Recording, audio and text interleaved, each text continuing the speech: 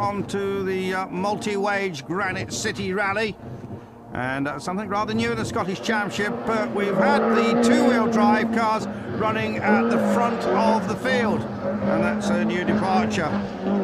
So number 201, the first of theirs, and it's the Nissan here of Bruce McCombie.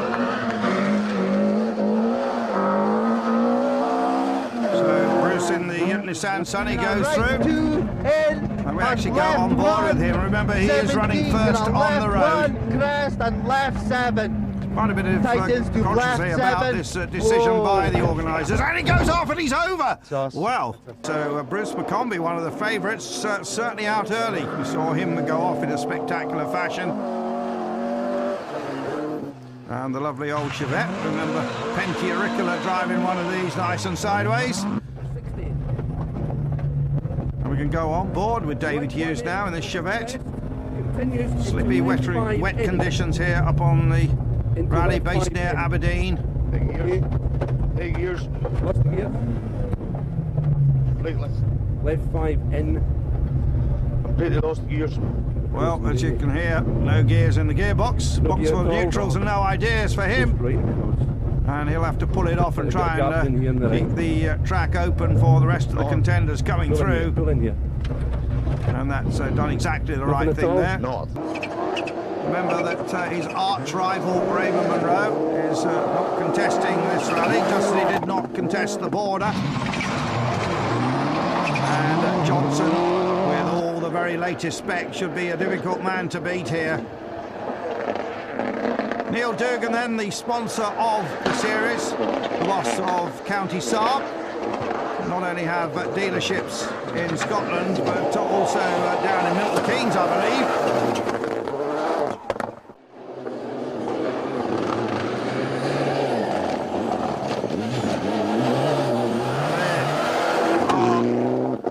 Tomorrow's long lefty. As we go next on board with Jimmy Gerben, And former Scottish Rally champion from many years ago. Left 7 in, Jimmy opens. going a bit wide there. Careful. Into long Jimmy right in his 6. Evo 5 And turn left 7 in. Kirsty Riddick reading the notes. Left 7. And left 6 talking in. Lady co-drivers should 40 congratulate uphill. Heather Crest Connor right 9. on her recent marriage. Crest right 9. Married her driver. 60.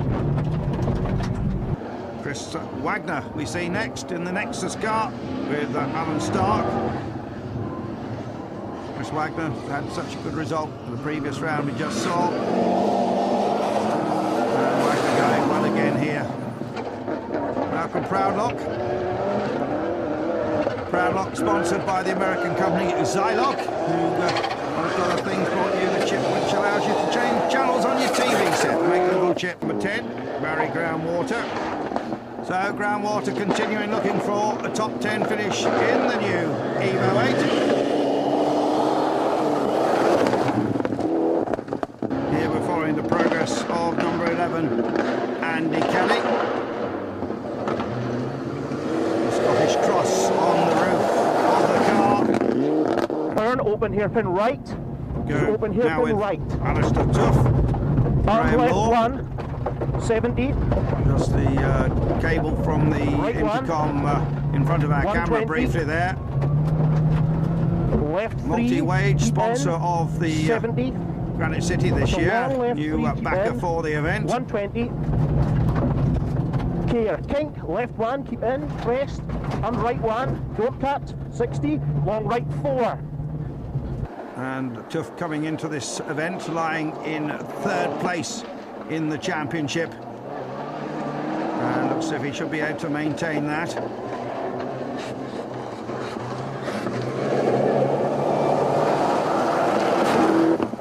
Jet hairpin left. Hairpin left, come up. Then the right 1 over crest, 80. See how Tuff is. Oh, and he's straight off. What happened there? Get the gear. Seemed to be going so well. See if he can back it out. I think he probably can get out of that Right. with a minimum of damage. Yes, a little bit lucky there, just pushing a little bit too hard. Morrison lying down about 14th, 15th place at the moment.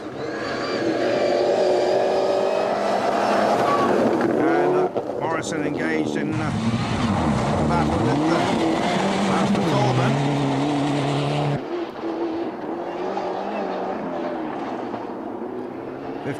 Mallet Nickel. Alec been a great supporter of Scottish rallying for many years in the MSR prepared car. So Tom Hogan in his Group A Subaru continues on his way in the third round of the Scottish Rally Championship, Granite City Rally. Here. 250. Well, very nearly gets the photographer. Seems completely unconcerned by that. 250. Wonder what his photograph came out. So that was Hogan. Here's a car that's been in this championship, must be for almost 10 years. Gordon Smith and Peter Carstairs. Partnership always stays together. Had some good results in the past.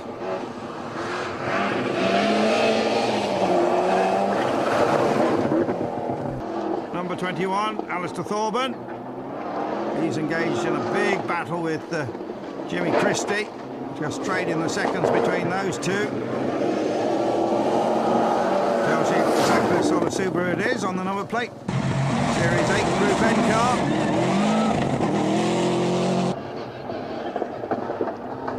John Morrison bouncing quite a bit at the back.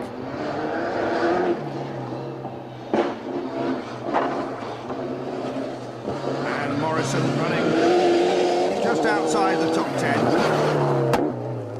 Pretty much slippy for everybody, so I've been taking it cautiously, but I hear Dave's off, which is unfortunate, so we're pleased to get out and we'll crack on this afternoon with some narrow tyres on. First stage would have been about the worst rally stage I've ever driven in my life. Very slow through the stage, and I think it was a combination of factors, maybe a bit nervous after our accident with Snowman, and it was a difficult surface in there, but we didn't have the diffs in the car set up properly either. So we dropped quite a bit of time to Barry and some of the other boys. Things were a bit better through stage 2, and I think through stage 3 we've changed some of the settings in the car, so I think we'll be much closer to the pace. We've still done less than 50 miles in this car since I got it, and there's still an awful lot to learn about active diffs and the transmission in general. So if we can just show continuous improvement and maybe end the day being a bit closer to Barry, we'll be quite happy. First stage very slippy, into the second one and it's a lot better conditions, and the third one is very fast. So going well. We're lying third at the moment. Like to keep it that way. The Mora boys in front of us in line second are very, very quick and unable to catch, I think. But quite happy with trying to consolidate in third position.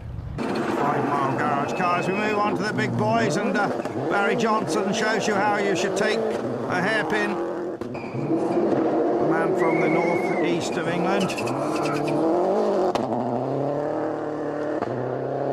And Johnson actually being kept quite honest in this event by someone we haven't seen yet, Philip Morrow, running in second place in his Group N car, but that's Neil Dugan and John Penny around the hairpin. See it from two different views. Notice, of course, Dugan driving this left-hand drive car. But it gets away from him in the braking area and trying to start it. Clutch, clutch, clutch, get in gear. John Benny telling him how to go through the restart procedure here. It's got a quite sophisticated ECU system on this car. Sequential box. Neil struggling to find reverse, as you can see. Finally managed to sort it out. Oh, I think they've dropped down a ditch at the back there. Well, I think that could be Dugan out of the rally. Just pushing a bit too hard. Jimmy Gervin, though, having a great event. Oh my goodness. Are they okay? Where are they? Where are they? They're not. They're still in the car. No, they're... Right, we keep... Well, that was the escort that we joined going off, and Kirsty just a little worried that they'd been injured. But the side centre car continues on its way. Number 10, Barry Groundwater. So the co-driver urging on the Tech Sport car. John Morrison continues on his way in that Mitsubishi. He's done a lot of rallying miles in this car. And it is Barry Johnson who's looking as if he's heading towards maximum points. 3 starts and the 3 maximums. Johnson winning there from the Morrows. Girvan just beating Tough in the end.